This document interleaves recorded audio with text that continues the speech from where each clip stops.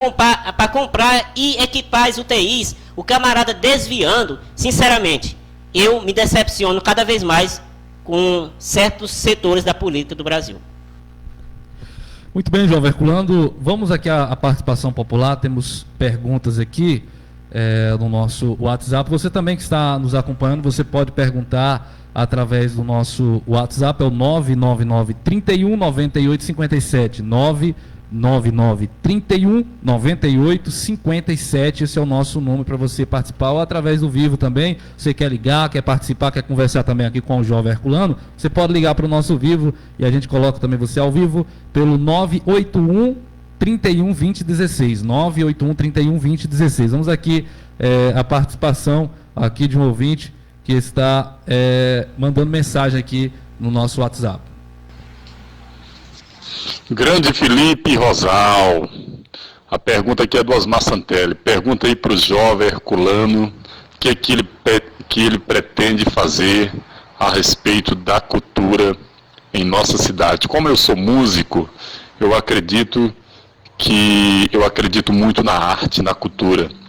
Pergunte para ele aí o que ele tem em suas propostas como líder, como formador de opinião sobre a cultura em nossa cidade.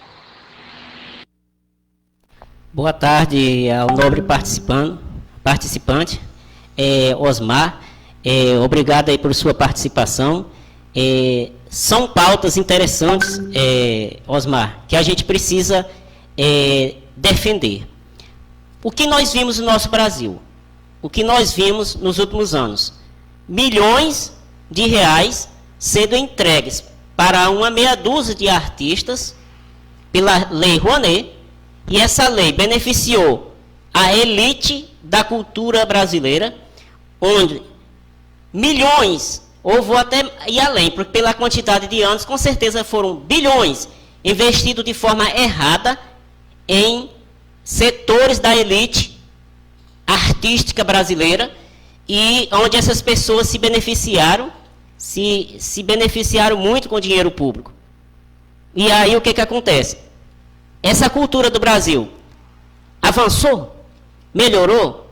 Não. Nós vimos grande participação de artistas fazendo várias apresentações de forma, digamos assim, Felipe Rosal, de forma tão arrepilante, usando até crianças, dizendo que é arte, dizendo que era arte, e assim muitos artistas ganharam milhões e fortunas em cima das costas nossas do povo brasileiro.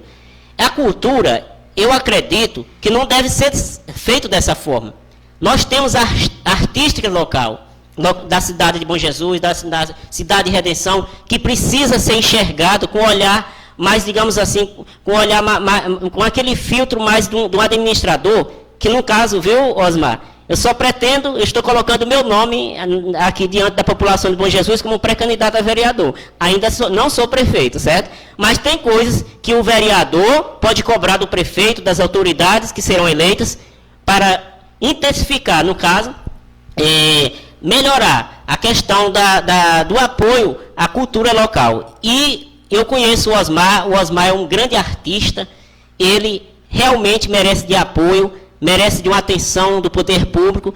Então, Osmar, eu garanto a você e a todos que trabalham com a cultura e arte em Bom Jesus, que arte não é só nudismo, cultura não é só funk, falando palavrão, cultura é muito mais do que isso. E nós vamos estar ali na Câmara, caso o povo de Bom Jesus decida me colocar lá, defendendo a cultura de Bom Jesus, defendendo aqueles que andam lutando para, digamos assim, propagar, divulgar o seu nome, a sua arte. E nós vamos estar trabalhando, lutando. Osmar, depois eu vou estar detalhando com você vários pontos do que a gente defende, que são vários pontos que eu tenho colocado aqui para eu levar para a população de Bom Jesus, porque as pessoas devem olhar isso, as pautas que cada um defende. E a questão da cultura é uma das preocupações minhas, caso o povo de Bom Jesus um dia me coloque lá para defendê-los.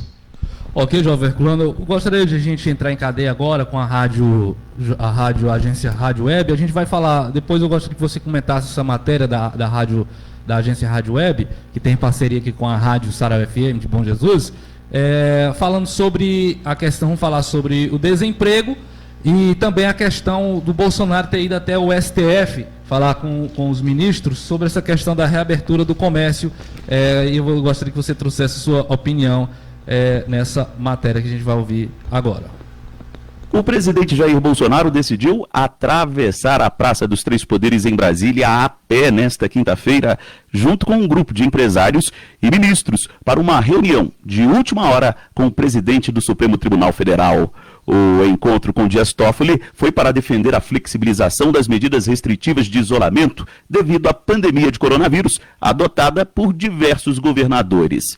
Bolsonaro é defensor do fim do isolamento social, mas o STF já havia decidido que os estados são soberanos para definirem as medidas restritivas. Segundo o presidente da República, a economia do país está na UTI. A indústria, antes de começar, está na UTI. Não há mais espaço para postergar. O sentimento deles, ou melhor, o posicionamento deles é que a abertura gradual e responsável tem que começar o mais rápido possível. Caso contrário, podemos atingir situação de países, que nós já conhecemos, que fica impossível a gente voltar a ser o que nós éramos em janeiro do corrente ano. Bolsonaro permaneceu no Supremo por cerca de 50 minutos. No encontro, prometeu aos empresários um decreto para ampliar a quantidade de atividades essenciais.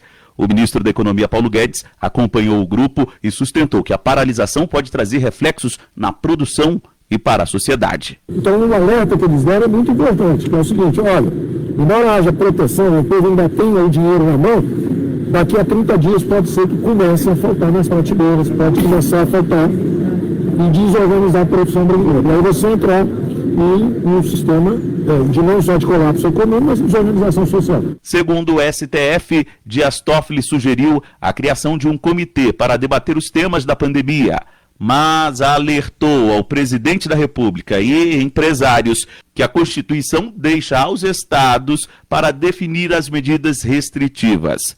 No fim do dia, Bolsonaro cumpriu uma promessa feita aos empresários e assinou um decreto ampliando as categorias que são serviços essenciais. Incluiu indústria e construção civil. Agência Rádio Web, de Brasília, Yuri Hudson. Então, João Herculano, como você acabou de ouvir aí, o Bolsonaro foi até, aí quebrando aí regras, até mesmo alguns pilares que tinha e os muros que tinha ali foram criados nesses últimos dias entre o STF e o Executivo. Ele ultrapassou tudo isso e foi até lá conversar com os ministros. Mas antes de você falar, eu gostaria de só complementar essa matéria, João Herculano. A gente vai falar agora aqui só uma questão aqui do desemprego. Aí você aguarda isso aí. Para complementar essa outra matéria, a gente vai falar aqui sobre o desemprego também com a agência Rádio Web, trazendo a reportagem para a nossa rádio Sarau FM. Um estudo encomendado pela Confederação Nacional da Indústria, a CNI, mostra que 77% dos brasileiros estão com medo de perder o emprego. A preocupação ocorre por conta da retração da economia provocada pelo novo coronavírus. De acordo com a CNI, antes da pandemia, 38% dos brasileiros estavam endividados. Agora o patamar chega a 53%. Do total de entrevistados, 23% perderam totalmente a renda e 17% tiveram redução no ganho mensal, atingindo o percentual de 40%. Apesar do forte impacto econômico provocado pela pandemia, 86% concordaram com o isolamento social como forma de conter o aumento das contaminações. A pesquisa mostra ainda que para 80% a situação da pandemia da Covid-19 é grave. O levantamento contou com 2.005 entrevistados a partir de 16 anos de todas as unidades da federação entre os dias 2 e 4 de maio e tem margem de erro de 2 pontos percentuais. Agência Rádio Web, de Porto Alegre, Rafael Ferri. Ok, João Herculano, agora eu gostaria de passar a palavra para você falando sobre essa questão, essa pesquisa e também a questão do Bolsonaro ter ido ao Supremo e o desemprego no Brasil, no Piauí e também o desemprego local aqui na nossa cidade de Bom Jesus. Ok, Felipe. Primeiro nós vamos tratar do que está ocorrendo no nosso Brasil, que é a desinformação, certo? Por quê, pessoal? Que é a desinformação. O presidente, ele pode ter as suas falhas. Ele não é perfeito. Ele não é Deus. Ele não é perfeito. Mas, o que acontece hoje? Nós temos uma mídia militante, uma mídia que bate 24 horas, e tudo que o presidente faz, a mídia distorce. Um exemplo disso é quando ele atravessa o Palácio do Planalto, que representa o poder executivo, e atravessa a Praça dos Três Poderes, que ali estão o poder executivo, o poder legislativo, aí representado pelos deputados federais e senadores, e ela atravessa e vai até o Senado, que representa o poder judiciário, a Suprema Corte do nosso país, a Suprema Corte. O que acontece? A intenção dele é justamente provocar na presidência do Supremo Tribunal Federal que as medidas que eles estão tomando, que eles estão entrando contra, digamos assim, os trabalhos que estão sendo feitos pelo governo federal, e eles estão, digamos, entrando em uma área que não é dele, ou seja, estão fazendo ativismo judicial para prejudicar a administração, a gestão pública. E aí o que acontece? Nós vimos ele indo até lá com muitos empresários para que pudesse conversar e colocar em pauta essa questão do coronavírus e a questão não só da quarentena, do lockdown que está sendo discutido, né? E também, pessoal, a questão do isolamento social. Nós sabemos que logo entrou o vírus no Brasil, e o governo decretou a questão do isolamento social, que aí é pelo Ministério da Saúde, acompanhado pelos governadores, acompanhado pelos prefeitos municipais. Mas nós estamos caminhando, Felipe Rosal, para uma situação muito delicada, que é o caso de Manaus, o caso de Belém e o caso de São Luís. E agora, por último, também no estado do Ceará, Fortaleza, que é uma grande capital. É uma situação delicada que eles estão vivendo lá, de pavor mesmo, onde as pessoas estão desesperadas. Mas o que o presidente quer discutir com o pessoal do Supremo? É que essas decisões não podem ser simplesmente tomadas por eles, porque existe um poder também, apesar de sabermos que são os três poderes, eles são independentes, mas tem que ser harmônicos entre si. Mas agora eu quero dizer para você, Felipe, que a situação nossa, do nosso Brasil, é muito preocupante, porque nós temos que cuidar das vidas que estão sendo perdidas, das pessoas que estão perdendo as vidas nos hospitais, mas nós temos também que procurar uma forma intermediária para encontrar uma solução para que o dano não venha a ser maior, onde não só teremos milhares de pessoas mortas, mas também milhares de empresas também que acabarão fechando as portas. E fechando as portas, vão ser milhares e milhões de brasileiros e brasileiras que ficarão fora da área do mercado de trabalho. O presidente, ele se preocupa não só com a gestão, no sentido da saúde, porque o Ministério da Saúde está cuidando dessa área, mas ele está preocupado também com as milhares de vidas que perderão seus empregos. E olha, pessoal, assim como 7 mil vidas que estão sendo perdidas hoje no Brasil, não são simplesmente números, também milhões de pessoas desempregadas não serão também simplesmente números frios. Serão um pai de família, serão uma mãe de família, serão um jovem de família que perderão o seu emprego. E aí é onde entra, Felipe, a questão do consenso. As pessoas têm que entender que o presidente está fazendo a parte dele, grande parte dos governadores estão fazendo a parte deles, mas infelizmente tem políticos que estão fazendo politicagem com esse momento de dor, de pandemia, estão colocando pavor nas pessoas. E aí é onde tem que encontrar uma forma que haja uma flexibilização, porque a economia não pode parar 100%. As pessoas têm que encontrar uma forma de conscientizar cada morador e cada morador a se prevenir, né? A se precaver do mal, que é o coronavírus. Então, as pessoas têm que se conscientizar que o combate diário nosso, nos dias de hoje, é contra o coronavírus, não é contra o político A ou contra o político B, não. Nós temos que nos unir e salvar esse Brasil desse mal que entrou aqui. Que não foi trazido por qualquer um, não.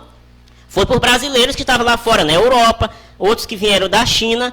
Então não foi aqui, esse mal não foi produzido no Brasil, então não adianta você que se diz político ficar brigando um com o outro, achando que vocês foram o culpado desse mal que entrou no Brasil, não. Foi algo que veio de fora, de algo externo, que veio, atingiu de forma avassaladora a nossa economia, a área da saúde.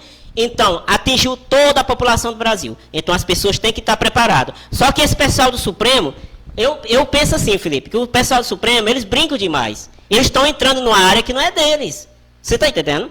Tem várias coisas, várias medidas provisórias, várias coisas que o presidente está querendo fazer no Brasil e eles entram. O brasileiro não está muito satisfeito com a decisão do Supremo, não. Porque eles têm tomado medidas desastradas. Uma delas foi a prisão em segunda instância, que eles derrubaram.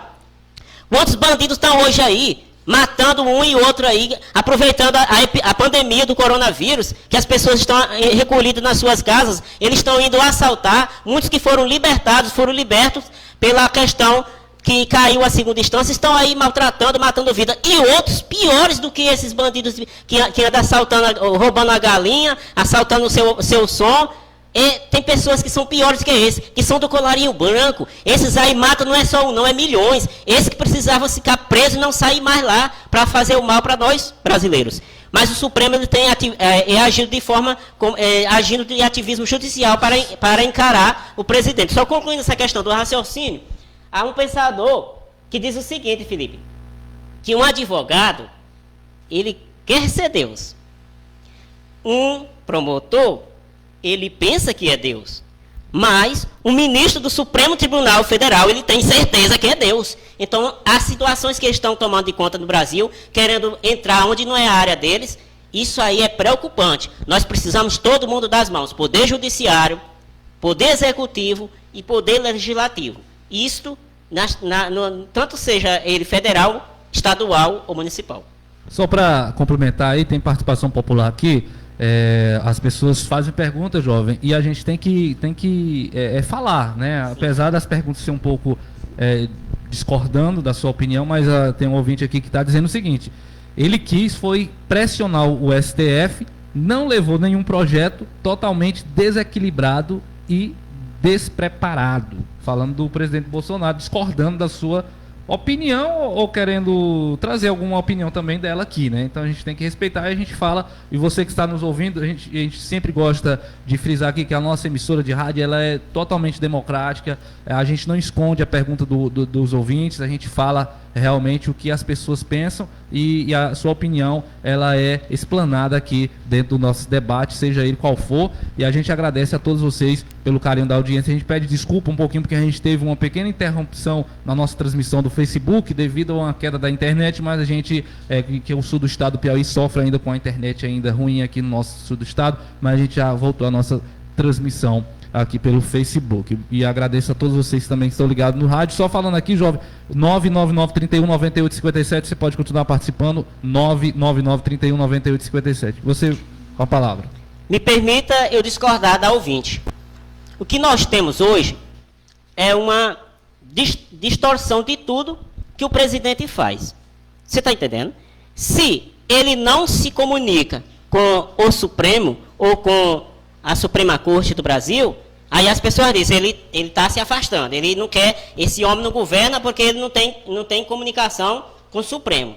Na hora que ele tenta se aproximar para botar na mesa a pauta do combate ao coronavírus e dizer e trazer à tona ao senhor ministro Dias Toffoli que a situação não é tão simples como eles pintam, como eles imaginam, aí as pessoas dizem que está querendo pressionar, como foi a palavra aí que usou, o termo?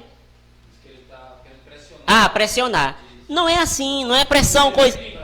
Nada. Essa questão aí é a mídia que está sempre fazendo esse papel. Esse papel, sabe por quê, pessoal? Eu vou falar essa palavra para ela que está nos ouvindo e para todos os brasileiros que nos ouvem e pessoas de bem. Pessoal, nós vivemos em um país onde teve vários anos pessoas que faziam um monte de besteira quando estavam no poder. Eu estou falando da presidência da República. E você não via ninguém reclamar. Você não via... Para que pessoa... Agora eu vou devolver essa palavra para essa ouvinte, falando para que pessoa mais desequilibrada do que a senhora Dilma Rousseff. Uma mulher daquela que nem sequer sabia falar. Ia para discursar na ONU, falava de estocar vento. E as pessoas não olhavam para ela com esse olhar. Por quê? Porque a propaganda dela era altíssima, desde para ser eleita presidente do Brasil, como para governar. Era distribuído milhões de reais para ser feita uma propaganda enganosa na Rede Globo, nos canais de televisão. Era milhões de reais que eram investidos. Então, toda besteira que essa criatura falava, todo mundo ficava aplaudindo, achando bonito. Não viu o senhor William Bonner fazer o que fez ontem, que o presidente tentando solucionar um problema que é gravíssimo para todos nós brasileiros, e a TV Globo querendo maquiar aquela informação, querendo distorcer, querendo levar para a população como se fosse algo diferente. Não é. A preocupação do presidente é grande, a preocupação dos ministros é grande para salvar vidas, sim, mas também tem que salvar vidas, mas tem que salvar a economia, porque se não salvar a economia, você vai morrer de fome lá na sua casa. E aí eu vou dizer mais.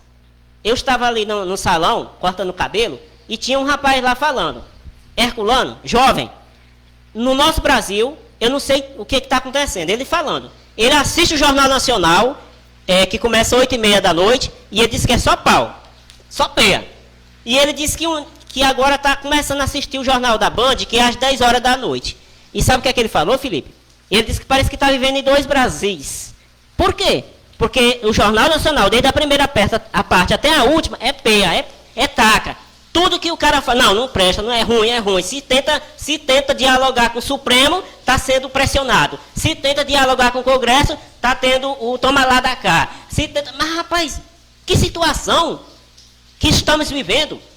O único país do mundo onde as pessoas estão lutando contra o presidente, contra o governo, é aqui no Brasil. Nos outros países, lá nos Estados Unidos, democratas e republicanos se uniram com Donald Trump para enfrentar a crise mundial. Nos outros países, na Europa, todo mundo unindo, combatendo o vírus e não o presidente. Jovem Herculano, tem mais perguntas aqui popular, e a gente vai fazer aqui a pergunta diz o seguinte aqui no nosso WhatsApp.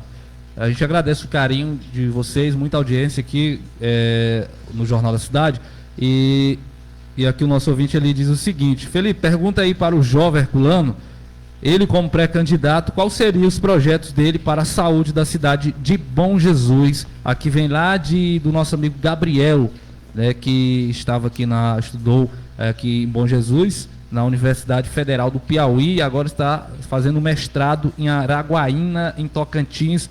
O Gabriel faz essa pergunta sobre os seus projetos aqui para a saúde de Bom Jesus. Opa, que bom, Gabriel, que nós estamos tratando de saúde, né? Felipe, nós estamos vivendo em uma situação muito delicada. Em Bom Jesus, nós temos um hospital regional e nós temos o que mais? Além de uma estrutura maior, temos umas 2 clínicas particulares, né? E aí parou, né? Só que Bom Jesus não atende só Bom Jesus, atende Currais, Redenção, Cristino Castro, Juboés, e essa cidade da microrregião do sul do Piauí toda. Bom Jesus atende todo esse povo. Eu acredito que está em torno aí de quase 300 mil pessoas que circulam na nossa região. O que nós temos que fazer? Como vereador, você sabe que o nosso poder é de fiscalizar, certo? Assim, nosso papel principal, primordial, é fiscalizar. Mas o que a gente pode propor, Gabriel? A gente está junto com o poder público, seja municipal ou até mesmo estadual, correndo atrás de recursos, seja por emenda parlamentar do governo do estado ou do governo federal, que no caso aí deputado federal, né, e deputado estadual, para que nós possamos fortalecer a nossa rede aqui local. Porque o que nós estamos vivendo é um total abandono em Bom Jesus. O nosso município de Bom Jesus foi abandonado nesses quesitos saúde. Um hospital que Gabriel, eu precisei do hospital tem uns 3 meses. E eu fui lá. Você acredita, Gabriel, que na hora que a médica encaminhou ali a receita para eu tomar os medicamentos, não tinha nenhum. A única coisa que tinha lá era o soro, para colocar junto com a injeção. E eu fiquei preocupado. Aí eu pergunto, como fica uma situação dessa? O vereador, mesmo na sua condição de limitação, Felipe, ele pode sim fiscalizar. ele pode correr atrás, saber aonde está sendo aplicado os recursos públicos, e, diante disso, a gente vai estar correndo atrás do poder público municipal, do poder público estadual, e fiscalizando. Principal, fiscalizar. Mas, detalhadamente, Gabriel, como eu falei, o participante, o Osmar Santelli, eu vou detalhar passo a passo para a gente encaminhar para vocês, para todos os bonjesuenses acompanhar as nossas propostas. Eu hoje estou falando mais ou menos assim por alto o que a gente pensa, pensa sobre o que a gente está querendo para Bom Jesus. Mas eu quero dizer para você, Gabriel, eu vou ter esse prazer, esse cuidado, essa alegria de estar colocando de forma bem didática para os bonjesuenses, para eles conhecer de perto as pautas que eu defendo. Ok, João Herculano, temos mais participações aqui popular. Daqui a pouco também a gente vai lá para o Facebook, tem pessoas comentando também lá. A gente vai trazer aqui uma mensagem aqui de um ouvinte que está na sintonia da nossa emissora. Você pode participar através do 99931 9857, perguntando aqui diretamente para o João Herculano. 99931 9857. Daqui a pouquinho a gente vai falar também sobre a sua filiação também. Daqui a pouquinho, João Herculano. Boa tarde, professor Herculano. Aqui quem fala é Guilherme Rocha.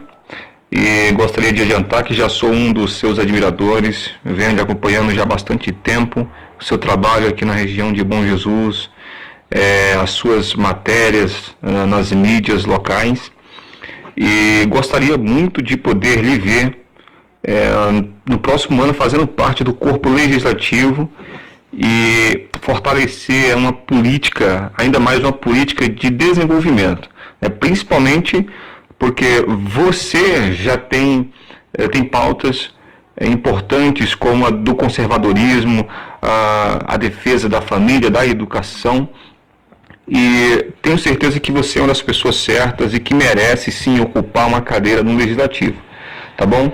Sou também professor das áreas humanas, formado também na área da educação do campo, e eu gostaria de fazer uma pergunta, inclusive relacionada a essa área, essa questão, já que também é um dos seus eixos temáticos, né, que você leva para a sua vida, no caso até.